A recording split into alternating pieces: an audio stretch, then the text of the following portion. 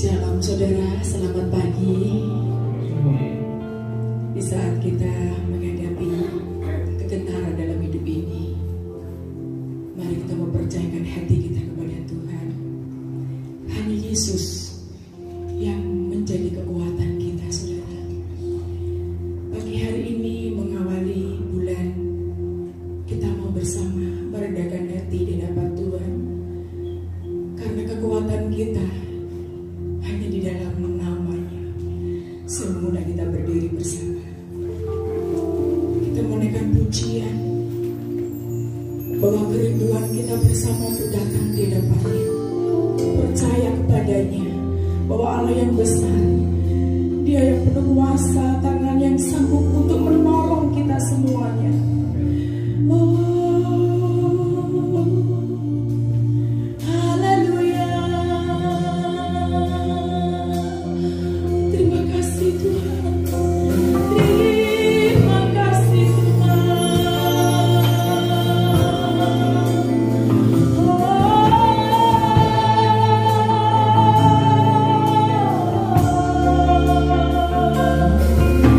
Percaya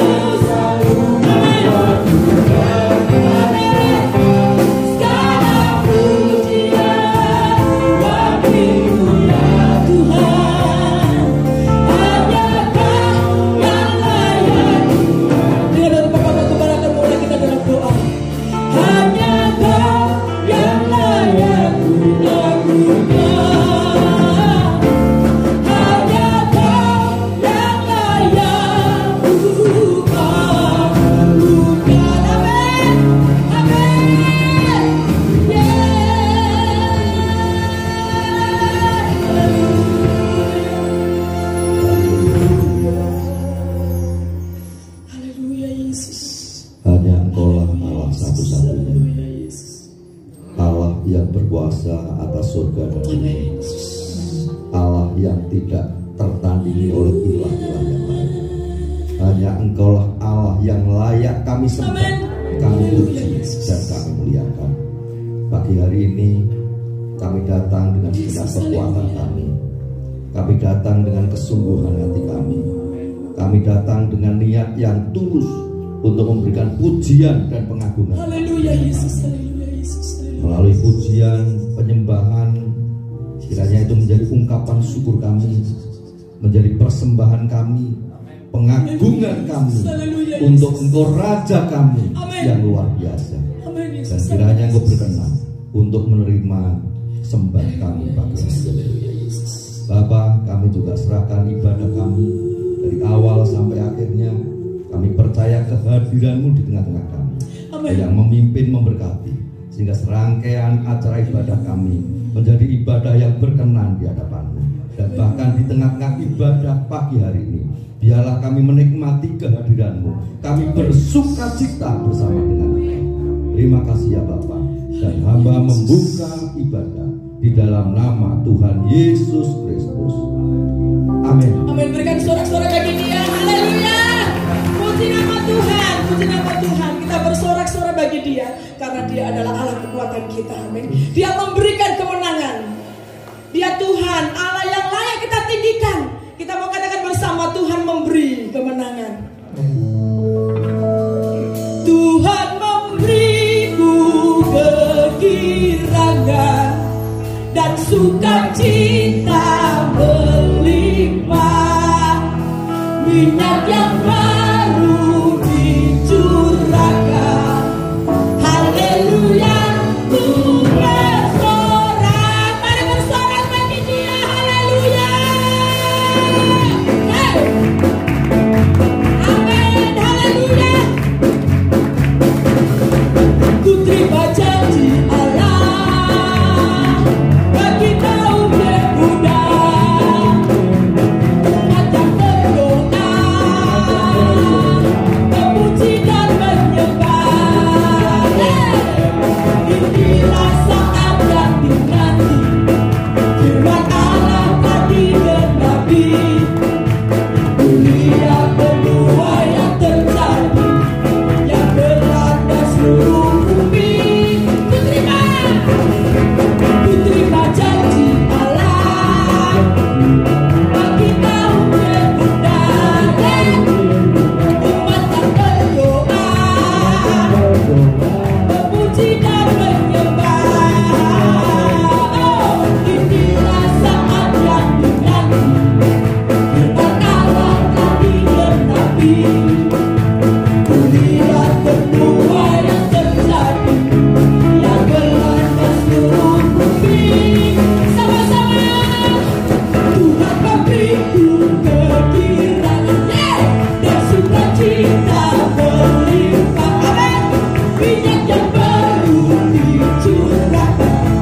Haleluya, ku bersorak. Sama-sama bagi Dia.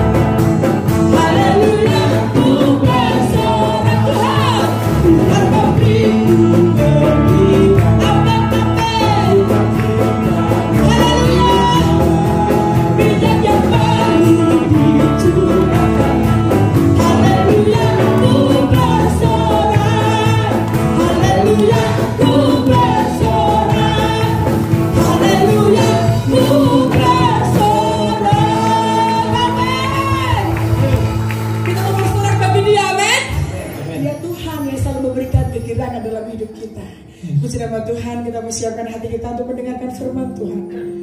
Yang terbaik yang Tuhan akan berikan dalam hidup kita, saudara. Haleluya Yesus. Kita mengandalkan Dia, kekuatan kita, Dia segalanya dalam hidup ini.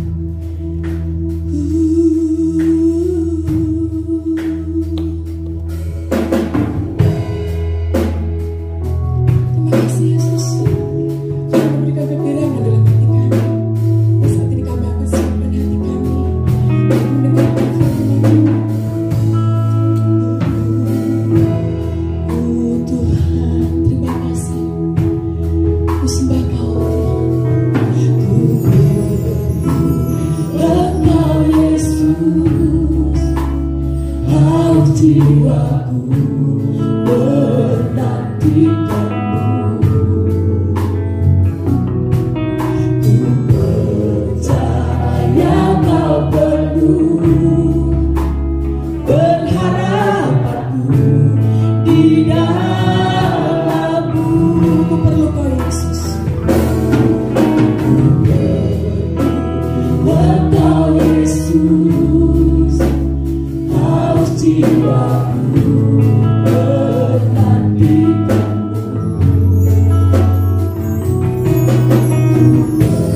Percaya Kau penuh pengharapanku. Bisa katakan bersama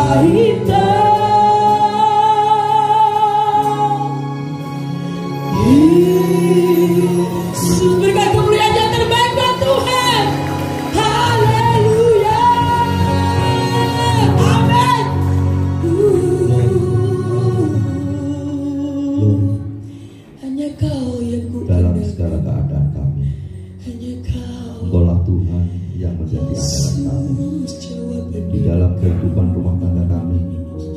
Engkau juga Tuhan yang menjadi andalan kami di dalam setiap aktivitas yang kami lakukan setiap hari. Hanya Engkau Tuhan yang menjadi andalan kami. Engkaulah segala-galanya di dalam hidup kami.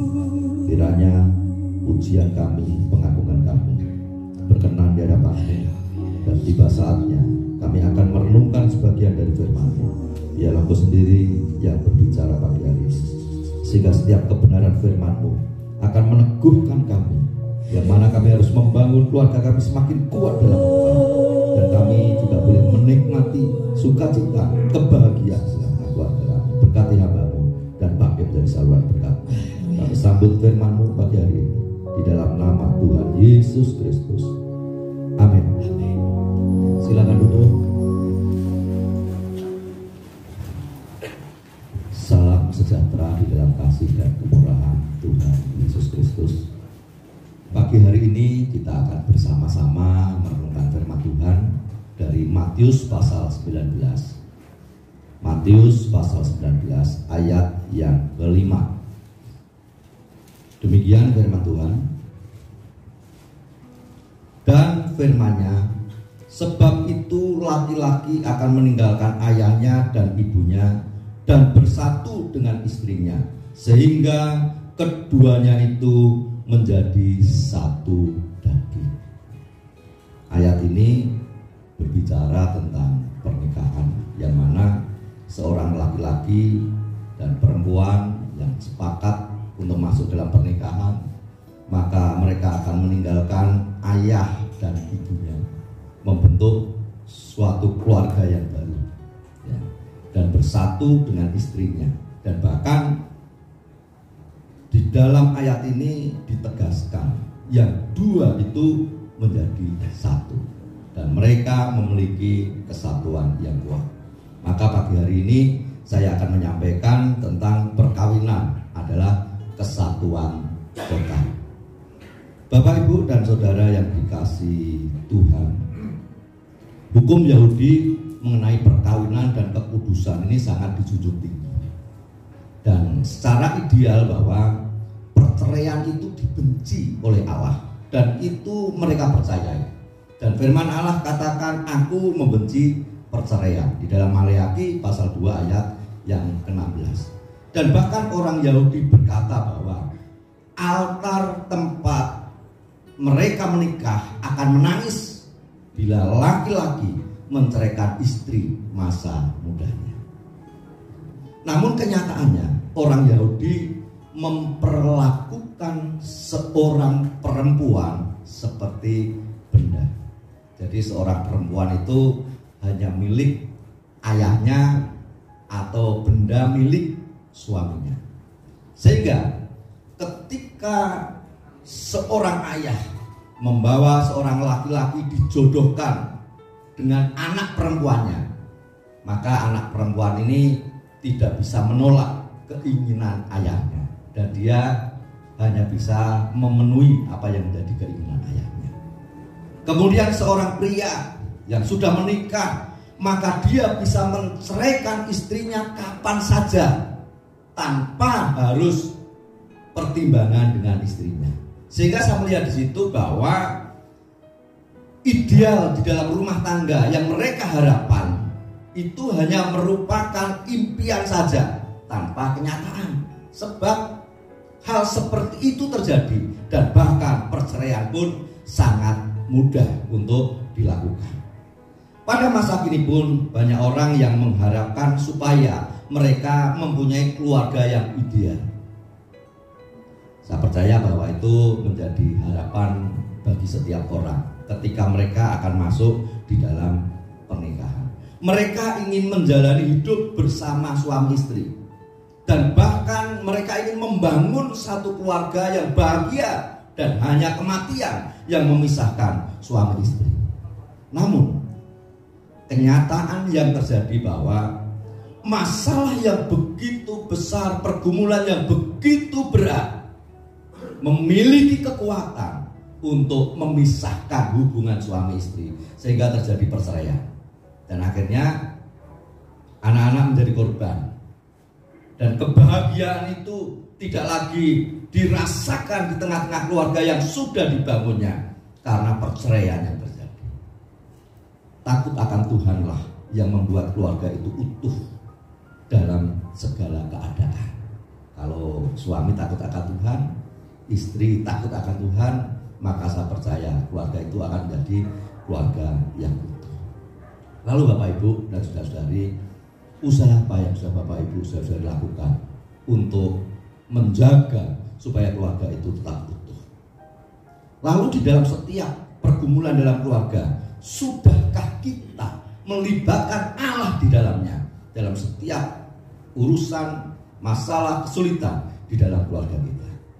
Dan pagi hari ini saya coba ingin menyampaikan firman Allah ini supaya kita mengerti mengenai kesatuan total. Apa toh sebenarnya yang dimaksud dengan kesatuan total di dalam pernikahan itu?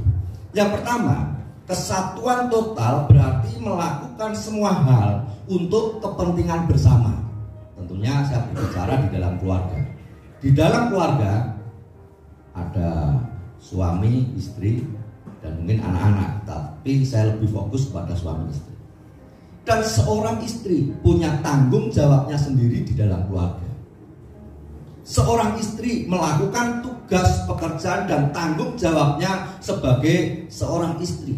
Dan bahkan kalau saya melihat pekerjaan seorang istri, maka saya melihat seorang istri yang sangat sibuk. Sesibuk apapun yang dikerjakan seorang istri, maka hal yang dikerjakan adalah untuk kepentingan keluarga. Saya sendiri melihat bagaimana istri saya sebagai seorang istri yang baik buat saya, sebagai seorang mama yang baik buat anak-anak. Dia bangun lebih awal, dia berdoa, kemudian udah selesai dia ke dapur, dia mengerjakan tugasnya di dapur, tentunya kamar mandi dulu sebelum ke dapur ya. Mengerjakan tugasnya di dapur, masak, menyediakan makanan buat suami, menyediakan makanan buat anak-anak. Setelah masak nanti dia juga menjemur baju, kadang minta bantuan anak-anak, kadang dia lakukan sendiri. Dan itu dilakukan, nanti siang masih harus menyiapkan lagi makanan buat anak-anak. Malam kalau mau tidur gitu, baju-baju kotor masukkan ke mesin cuci, nanti supaya pagi itu bisa dijemur lagi. Dan itu dilakukan. Yang dikerjakan seorang istri yang sibuk, dia melakukan tanpa upah, tanpa gaji. Seringkali orang melihat bahwa nilai dari pekerjaan itu adalah berapa upah dari yang dikerjakan. Tetapi seorang istri, dia melakukan dengan tulus. Mereka melakukan tanpa upah dan tidak dinilai dengan berapa bayaran yang diterimanya, tetapi mereka tetap melakukan dengan tulus. Dan saya melihat bahwa seorang istri adalah seorang yang sibuk. Tetapi seringkali kesibukan seorang istri yang melakukan pekerjaan untuk keluarga terkadang kurang dihargai oleh seorang suami. Kalau suami ditanya, apa pekerjaan istrimu? Dia hanya ibu di tengah-tengah keluarga, hanya ibu rumah tangga, hanya ibu rumah tangga. Sepertinya jawaban itu satu jawaban yang kurang memberikan apresiasi terhadap istrinya atas apa yang dikerjakan istri. Tetapi bagi seorang pria yang istrinya sibuk bekerja, gajinya gede, ketika ditanya apakah pekerjaan istrimu, dia akan menceritakan istrinya dengan bangga karena istrinya bekerja dan menghasilkan uang. Pria kurang bisa menghargai apa yang dilakukan oleh istri. Maka bagi istri-istri, tetap kerjakan itu untuk keluarga. Bagi suami-suami, belajarlah untuk menghargai apa yang sudah dilakukan seorang istri. Sekalipun seorang istri bekerja sepertinya tidak menghasilkan uang, tetapi pekerjaan yang dilakukan tulus. Dan coba kalau misalkan bapak-bapak ini sengaja untuk mengambil pembantu, maka harus menggaji pembantu. Saya tidak menyamakan istri dengan pembantu, tidak. Karena tugas istri dilakukan dengan sungguh-sungguh dan tugas yang mulia untuk keluarga itu dikerjakan dengan sungguh-sungguh. Namun saya hanya ingin mengajak bagi pria-pria, mari kita juga belajar untuk menghargai setiap pekerjaan yang dilakukan oleh istri-istri. Amin. Kita apresiasilah apa yang dia lakukan. Mungkin kalau kita ditinggal istri dan suami-suami ini harus bekerja sendiri, melakukan tugas pekerjaan seorang istri, belum tentu bisa. Maka sesekali atau bahkan harus sering kali istri ini mendapatkan pujian dari suaminya atas pekerjaan yang dilakukan. Dan sekali lagi, istri-istri ketika melakukan itu, maka lakukanlah itu untuk keluarga. Dan mungkin juga ada istri-istri yang bekerja dan menghasilkan uang besar, dan barangkali gaji seorang istri, upah seorang istri, penghasilan seorang istri lebih besar dari apa yang didapatkan oleh suaminya. Maka dalam kondisi seperti itu juga seorang istri harus tetap menghargai suaminya sebagai kepala keluarga yang baik. Tidak boleh merendahkan suaminya karena gaji suaminya, penghasilan suami lebih kecil daripada istrinya. Sebab setiap pekerjaan yang dilakukan di dalam keluarga itu dilakukan tujuannya untuk keluarga. Sehingga tidak ada persaingan antara suami istri. Tidak berlomba siapa yang mendapatkan banyak dan siapa yang mendapatkan sedikit dalam upah pekerjaan, tetapi semua dilakukan untuk keluarga. Sehingga ketika seorang istri mendapatkan penghasilan yang besar, maka suami-suami pun harus tetap dihargai. Karena banyak terjadi seorang istri yang hasilnya lebih besar, merasa bahwa dia bisa memenuhi kebutuhan seorang suami, dia bisa memenuhi kebutuhan anak-anaknya, sehingga seorang istri ini mau jadi seperti kepala keluarga. Tidak bisa. Tidak bisa, sebab sudah punya bagiannya masing-masing. Bahwa kepala keluarga tetaplah seorang suami, sekalipun mungkin penghasilan suami lebih kecil daripada istrinya. Dan seorang istri memiliki kewajiban untuk tunduk kepada suaminya yang didasari oleh kasih. Maka di sini setiap pekerjaan yang dilakukan di dalam keluarga, maka pekerjaan itu dilakukan untuk kepentingan keluarga. Demikian juga dengan suami-suami, di mana seorang suami punya tanggung jawab untuk bekerja, untuk memenuhi kebutuhan hidup di dalam keluarganya, kebutuhan hidup istri, kebutuhan hidup anak-anak. Maka ketika suami bekerja, mencari uang untuk memenuhi kebutuhan hidup keluarga, hal itu juga dilakukan untuk keluarga, bukan dilakukan untuk diri sendiri. Karena sering terjadi seorang suami yang bekerja keras, dapat uang, dan penghasilan yang didapatkan itu hanya untuk kepentingan diri sendiri, hanya untuk kesenangan diri sendiri. Sementara keluarga diabaikan, kebutuhan di dalam keluarga diabaikan, kebutuhan istri diabaikan, kebutuhan anak-anak diabaikan. Karena merasa bahwa sayalah yang bekerja, sayalah yang menghasilkan uang. Tetapi di dalam kesatuan secara total, maka apa yang dikerjakan suami itu dikerjakan untuk keluarga, dan hasil dari pekerjaannya maka itu pun digunakan untuk kepentingan keluarga. Maka seorang suami dia tidak bisa sombong di hadapan istri dan akhirnya memperlakukan istri sewenang-wenang, memperlakukan anak sewenang-wenang karena merasa bisa memenuhi kebutuhan mereka. Tidak bisa seperti itu. Karena sudah menjadi tanggung jawab seorang suami untuk bekerja keras dan memenuhi kebutuhan di dalam keluarganya. Kalau salah satu pasangan di dalam keluarga hanya berfokus kepada kesenangan sendiri, hanya berfokus kepada kepentingan sendiri, dan melakukan sesuatu hanya untuk dirinya sendiri, maka keluarga itu akan sangat rapuh sekali. Jika di dalam keluarga istri bekerja untuk dirinya sendiri, suami bekerja untuk dirinya sendiri, mereka tidak fokus kepada keluarga, maka dalam keadaan yang sulit, keluarga itu tidak akan bisa bertahan.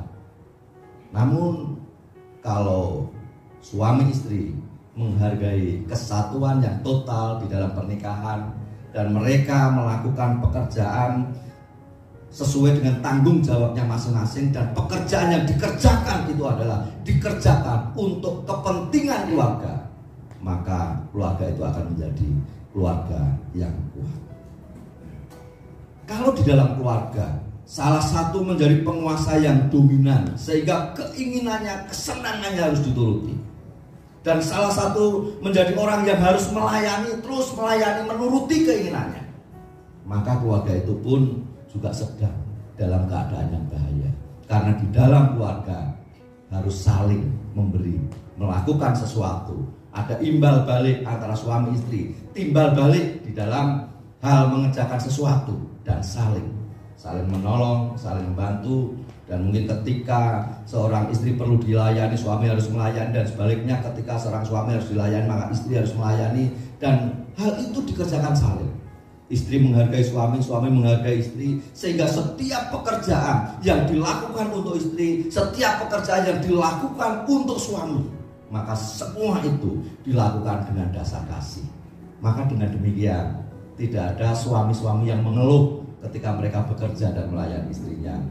Tidak ada istri-istri yang mengeluh ketika mereka bekerja dan melakukan tugas tanggung jawab di dalam pekerjaan mereka masing-masing. Maka sebagai suami istri harus bermitra di dalam keluarga. Amin. Melakukan pekerjaan sesuai tanggung jawab masing-masing dengan tujuan untuk keluarga.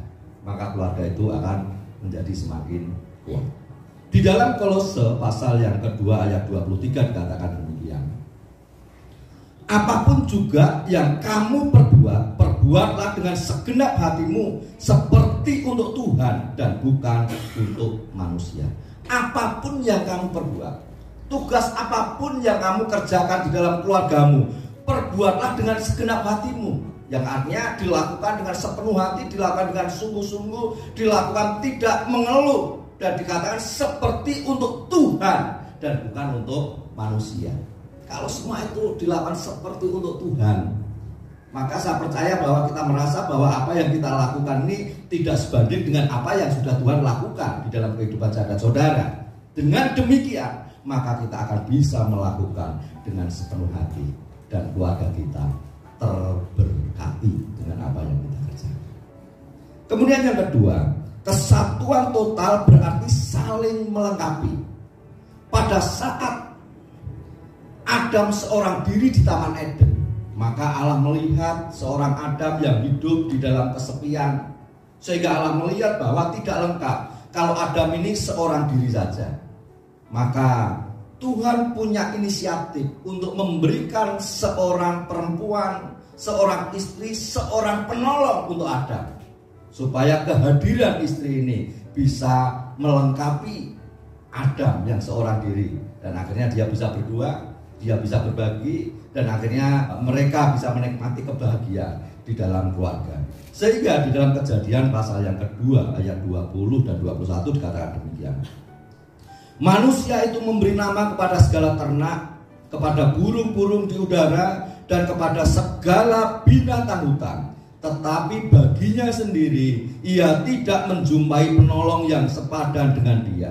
Kemudian ayat 21, lalu Tuhan Allah membuat manusia itu tidur nyenyak. Ketika ia tidur, Tuhan Allah mengambil salah satu rusuk daripadanya, lalu menutup tempat itu dengan daging.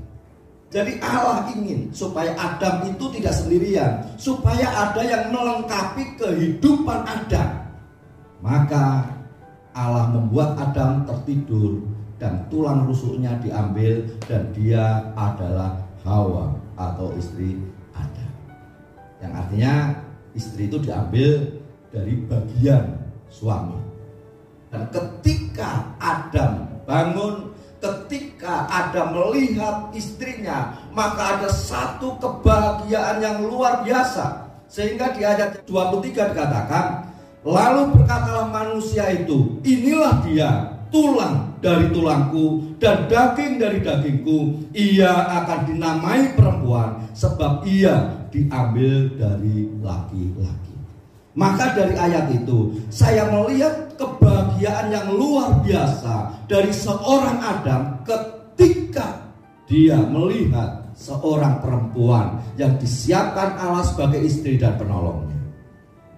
Anak-anak muda ini biasanya kalau ketemu pacar itu akan sangat bersukacita. Tetapi jangan buru-buru katakan, inilah dia, tulang dari tulangku dan daging dari dagingku. Karena kalimat itu harus diucapkan setelah pernikahan. Sudah terburu mengucapkan kalimat itu, dan ternyata dengan berjalannya waktu putus juga. Bukan tulang dari tulangnya, bukan daging dari dagingnya. Tetapi setelah menjalani masa pacaran, masa pertunangan, sampai kepada masuk masa pernikahan, dan setelah diberkati, baru bilang, inilah dia, tulang dari tulangku dan daging dari dagingku.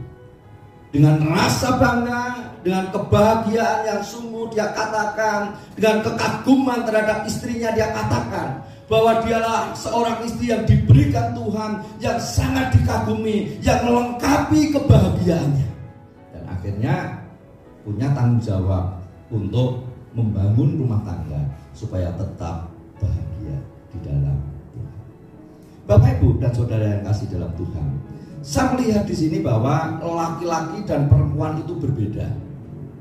Kalau laki-laki itu lebih berotot, tetapi juga ada ibu-ibu mungkin juga lebih berotot daripada pria-prianya, sehingga pada saat marah prianya takut sama istrinya karena takut dengan ototnya. Tetapi kebanyakan pria-prialah yang lebih berotot. Pria-pria juga lebih gagah dibanding istrinya. Kalau jalan kelihatan gagah. Coba kalau perempuan jalan kan, mana gagahnya di mana gitu. Tidak ada gagahnya kan. Beda dengan laki-laki. Tetapi itulah yang sudah dibuat Allah. Memang Allah buat seperti itu. Jadi secara fisik berbeda, kebutuhan fisik berbeda, secara psikis berbeda antara pria dan wanita. Kemudian wanita itu juga seorang yang suka bersolek.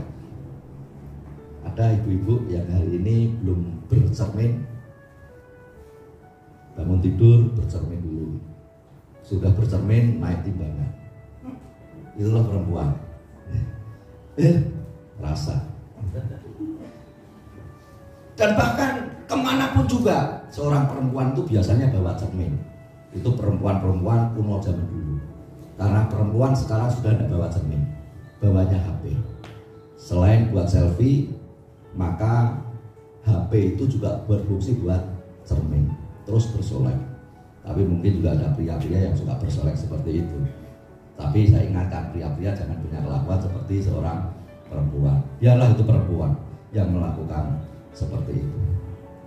Kemudian seorang perempuan ini juga memiliki perasaan yang lemah lembut, yang berbeda dengan seorang pria. Kalau pria ini kadang tidak pikir perasaan, tidak mempertimbangkan perasaan, tapi seorang istri punya perasaan yang lemah lembut, berbeda dengan kita seorang pria. Dan kita melihat bahwa itu adalah satu perbedaan yang sangat jauh antara laki-laki dan perempuan. Namun saya melihat dari firman Allah, justru dengan perbedaan yang jauh itulah, maka ketika laki-laki dan perempuan bertemu, ketika mereka masuk dalam satu pernikahan, maka saya melihat bahwa laki-laki dan perempuan itu saling melengkapi antara satu dengan yang lain. Wah, antara saya dan istri saya cenderung lebih banyak diam, tapi istri saya cenderung lebih banyak tidak diam. Tetapi saya merasa bahwa itu saling. Kalau misalkan saya mendapatkan seorang istri yang sama-sama diam, di rumah sepi, tapi dengan kehadiran istri saya, maka rasanya di rumah itu ramai dan ada sukacita tersendiri. Jadi saya melihat bahwa kehadiran seorang istri itu melengkapi, kehadiran seorang istri mengubah suasana. Maka dalam pernikahan harus menerima satu sama lain, sekalipun pasangan kita memang berbeda dengan kita, sekalipun pasangan kita punya kekurangan maupun punya kelebihan. Jangan hanya mencari kelebihannya saja. Karena apa? Tidak ada seorang pun yang sempurna. Pasangan kita bukan pasangan yang sempurna. Di sisi lain mungkin kelebihan, di sisi lain ada kekurangannya. Maka ketika kita memutuskan untuk masuk di dalam pernikahan, maka kekurangan kelebihannya itu kita terima. Dan semua setelah jadi satu dalam keluarga, maka hal itu akan saling melengkapi satu dengan yang lain. Hendaknya setelah masuk dalam pernikahan, bagi kedua pasangan, pernikahan itu harus membawa kepenuhan yang baru, harus membawa pemuasan yang baru, harus ada kebahagiaan yang baru setelah mereka masuk di dalam pernikahan. Saya aja menikah sama istri saya waktu itu berarti sudah berapa tahun yang lalu, 28 tahun yang lalu. Saya pernah nyesel sama istri saya. Kalau hidup berumah tangga bahagia seperti ini, kenapa saya tidak menikah dari dulu? Dan saya bisa bersyukur di hadapan Tuhan kehadiran seorang istri yang sangat melengkapi kebahagiaan saya. Saya membandingkan ketika saya hidup sendiri dan ketika saya hidup bersama dengan istri, saya merasakan kebahagiaan itu berbeda. Kehadiran istri memberikan sukacita, kebahagiaan, dan pengharapan tersendiri. Dan itu jauh berbeda dari sewaktu saya belum menikah. Maka hendaknya di dalam keluarga, di dalam rumah tangga, ketika Bapak Ibu Saudara-saudari sudah masuk dalam satu pernikahan, maka harus ada sesuatu yang baru, ada kebahagiaan baru, ada sukacita yang baru. Maka keluarga itu harus dibangun sedemikian rupa sehingga keluarga itu menjadi sesuatu yang indah di hadapan Allah, dan bahkan membuat kebersamaan suami istri itu menjadi indah. Istri diuntungkan, suami diuntungkan, dan bahkan suami istri bisa menikmati kebahagiaan di dalam keluarga. Dan ini saling melengkapi. Kehadiran istri saya melengkapi saya dan membuat saya bahagia. Kehadiran saya terhadap istri melengkapi tidak, Bu? Oh, melengkapi. Saya takut untuk mengatakan jangan-jangan kehadiran dia membuat saya bersyukur, tetapi kehadiran saya membuat bencana bagi dia. Tetapi puji Tuhan jawabnya, kehadiran saya pun melengkapi kebahagiaan. Dan inilah yang harus terjadi di tengah-tengah keluarga kita. Maka pernikahan yang sudah kita jalani, hendaknya hal itu mendatangkan kebahagiaan di dalam keluarga kita, sekalipun banyak pergumulan yang harus kita hadapi. Jadi jadilah pasangan yang saling melengkapi satu dengan yang lain. Saling melengkapi ini juga menjadi teman untuk berbagi. Biasanya pada masa pacaran itu segala sesuatu kelihatan indah. Kekurangan calon suami, kekurangan calon istri itu tidak kelihatan. Ketika mereka datang mau apel gitu, calon suami ya biasanya kan laki-laki yang suka apel ke perempuan ya. Tidak tahu kalau perempuan zaman emansipasi ini. Tapi kalau anak-anak saya kayaknya anak-anak saya lah yang apel, karena anak-anak saya laki-laki. Kalau mau apel mungkin mandi dulu, ketiaknya disemprot, parfum bapaknya diambil, semprotin bajunya, supaya pada saat ketemu pacar percaya diri, baunya pun harum. Dan ketika pacarnya dibawa pulang, yang keluar saya, loh dikira pacarnya karena aromanya sama, padahalnya parfumnya aja yang sama. Jadi kelihatan tampil rapi pada saat mau apel ke rumah pacar. Kemudian pada saat mereka mau makan bersama dengan uang pas-pasan, saling bayar, siapa yang punya uang bayar, dan uang itu tidak pernah jadi masalah. Dan bahkan semua kekurangan dari perempuan, laki-laki yang sedang berpacaran, semua ditutupi dan belum kelihatan. Dan mungkin kalau ada kesalahan pun masih bisa, biarlah itu hanya kesalahan kecil saja, jadi dimaklumi. Tetapi Bapak Ibu, ketika masuk di dalam rumah tangga, ini bagi anak-anak yang belum berkeluarga mungkin hanya melihat papa dan mamanya, tetapi bagi suami istri maka sudah merasakan bagaimana pergumulan di dalam keluarga itu. Mengalami satu pergumulan, harus bergumul untuk kebutuhan ekonomi, harus mendidik anak-anak, mungkin sulit untuk mendidik anak-anak, harus berjuang, harus menghadapi tantangan, mengalami kekurangan keuangan, dan masih banyak pergumulan yang lain. Seorang perempuan yang masa pacaran dipuji-puji, ini tidak tahu Pak Billy dulu memuji pacarnya bagaimana ini. menyamakan pacarnya dengan apa. Tapi masing-masing pria itu pernah memuji pacarnya. Waktu pacaran dipuji-puji, melihat pasangannya itu begitu indah, luar biasa. Dan perempuan pada saat pacaran merasa tersanjung sebab dipuji. Setelah menikah, wanita pujaan itu kerjanya apa? Nyapu, beres-beres rumah, ngasuh anak, cuci baju, cuci piring. Kalau seorang perempuan itu belum siap untuk masuk di dalam rumah tangga, apalagi pernikahan dalam usia yang masih terlalu muda, mungkin dia kecewa. Oh, seperti ini toh orang berumah tangga. Demikian juga seorang pria yang harus berjuang untuk memenuhi kebutuhan hidup, maka dia harus bekerja keras, berjuang. Dan dia kalau belum siap untuk itu, dia juga akan menyesal di dalam pernikahan. Oleh sebab itu, bagi Bapak Ibu Saudara-saudari kita sekalian yang sudah menikah, maka saling berbagi ini sangat perlu sekali. Sharing di tengah-tengah keluarga itu sangat perlu sekali. Di mana suami istri mereka berbicara ringan untuk membicarakan masalah dalam keluarga, untuk membicarakan pergumulannya.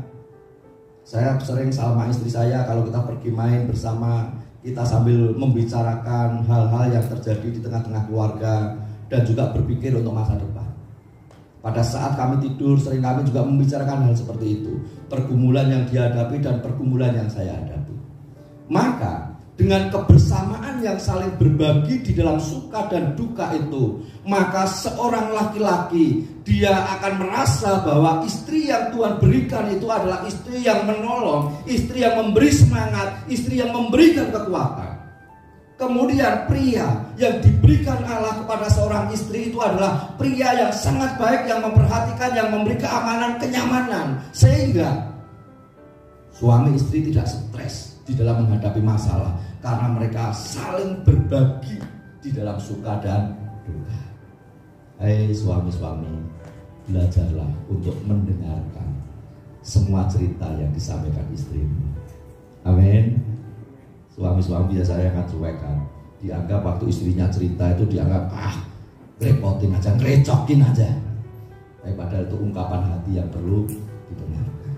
Demikian juga istri-istri. Tidak bisa menganggap bahwa suami itu seorang yang kuat. Maka ketika seorang suami juga mencurahkan isi hatinya, ya biarlah istri juga belajar untuk menerima. Jadi belajarlah untuk sharing antara suami istri, berbagi dalam suka maupun di dalam duka.